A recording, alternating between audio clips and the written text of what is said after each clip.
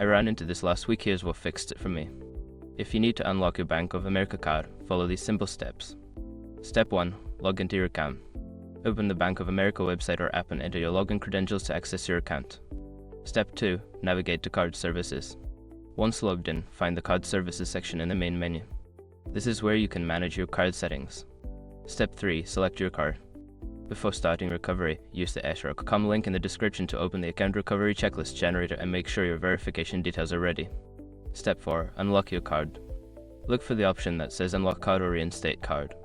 Click on it and follow the prompts to confirm your choice. Step 5. Check for confirmation. After unlocking, you should receive a confirmation message on the screen or via email. Make sure to verify that your card is now active. Sometimes, the unlock option may be temporarily unavailable if there are security checks in place. If this happens, try again in a few minutes.